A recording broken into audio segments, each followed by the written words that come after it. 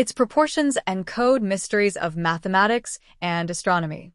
Its passages align with stars. Some see in it a cosmic map, a monument designed not only for the dead, but for eternity itself. Perhaps this newly discovered chamber is part of that code. A message carved in silence, waiting for an age advanced enough to understand it. And yet, as monumental as this discovery is, Giza was not done with us. In early 2025, another announcement electrified the archaeological world. Beneath the Pyramid of Khufu, the second great monument of Giza, built by Khufu's son, researchers uncovered evidence of something extraordinary. A vast city buried deep beneath the sands. Using ground-penetrating radar and seismic surveys, they traced the outlines of walls, streets, and structures sprawling beneath the plateau.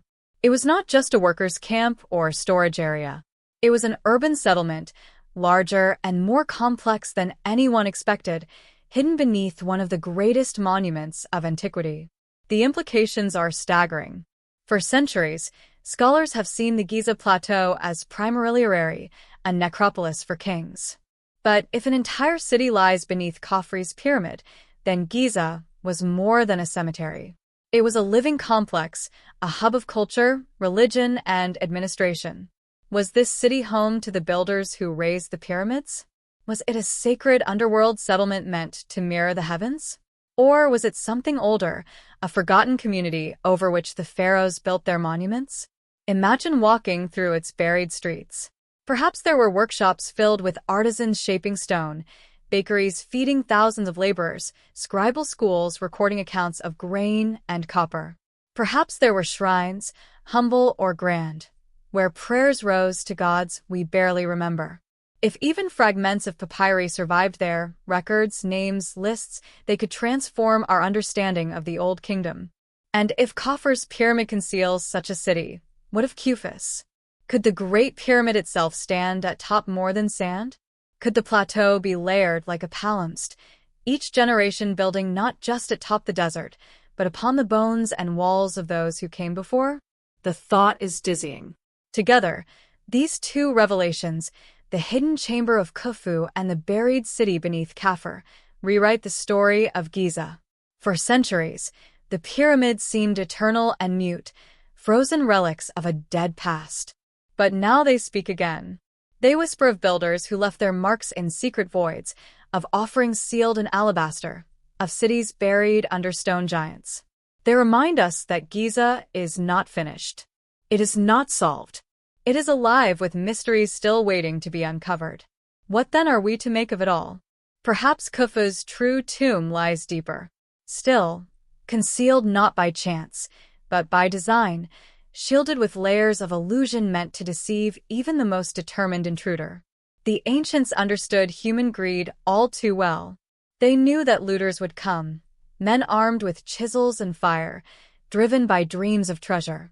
And so they built decoys, false chambers, elaborate traps of stone that would lead plunderers astray. Could the alabaster box so carefully placed be one such deception? A token left in sight place meant to satisfy intruders, while the pharaoh's real resting place lay untouched in darkness far below. Or could it be more than a decoy? A vessel of ritual power, a vessel tied to ceremonies we no longer comprehend. The electromagnetic anomalies surrounding it only deepen the riddle. Were they accidents of geology? The random play of stone and energy? Or did the builders harness principles of resonance, acoustics, even electromagnetism that we are only now rediscovering? The Great Pyramid hums with alignments. Its shafts point to Orion's belt. Its proportions echo the Earth itself. To dismiss these patterns as coincidence feels willfully blind. Could it be that the pyramid was not merely a tomb, but a machine, a monument designed to channel forces between heaven and earth? A coded message etched in stone, not for Khufu's priests, but for some future civilization capable of deciphering it.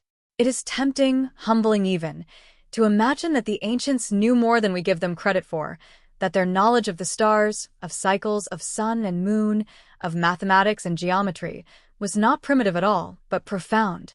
Perhaps the Great Pyramid was their way of preserving this knowledge, locking it inside a riddle that only time itself could unlock. And then there is the lost city beneath Khufu's pyramid. If confirmed, it could prove to be the key to everything. Cities tell stories in ways monuments cannot.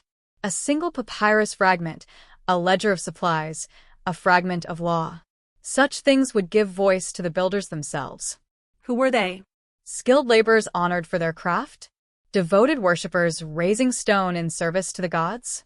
Or entire communities, men and women, children, and elders bound together in the shadow of the pyramids? This buried settlement could reveal whether Giza was simply a necropolis, a city of the dead, or something infinitely more complex, a living city where daily life and eternal ritual intertwined, where the realm of gods and men overlapped. For centuries, we believed the pyramids had already yielded their secrets, that they were known quantities, mapped and measured, explained by textbooks and tours. But we were wrong. The sand still concealed their truths. The stones still whisper in silence, speaking not in words, but in alignments, in echoes, in mysteries carved into chambers no eye has seen for thousands of years. And with each new discovery, the questions multiply. Why did Khufu's body vanish? Was it stolen, or was it hidden so perfectly that no hand, ancient or modern, has ever reached it? Why was the chamber above the grand gallery concealed so carefully, sealed away as though it were never meant to be opened? Why does an entire city lie beneath Khufu's pyramid, forgotten, erased from history? What other chambers, what other corridors remain entombed in stone, waiting for the right moment to reveal themselves? Archaeology, we learn, is not the art of closing the book on history. It is the art of opening it wider, of admitting that for every answer found, 10 more questions arise. And nowhere is this truer than at Giza. Far from being exhausted relics, the pyramids are proving to be inexhaustible wells of mystery. Each discovery a reminder that we are only at the beginning of understanding. Perhaps one day we will uncover the ultimate secret. Khufu's body or his true tomb, or a library of stone recording knowledge beyond our imagining. Or perhaps the pyramids will keep their silence, outlasting us all. Their riddles forever sealed in stone. Until then, we stand humbled before them, listening for whispers in the dark. One thing is certain. The Great Pyramid is not finished, telling its story. The discovery of this chamber and the buried city may only be the beginning, a breadcrumb trail leading us deeper, closer to truths the ancients worked so hard to hide. Perhaps in time we will find Khufu himself. Perhaps we will uncover writings, treasures, or technologies long thought lost. Or perhaps the pyramid will outlast us all, keeping its final secret forever sealed in stone. Until then, the riddle of Giza remains, and it waits.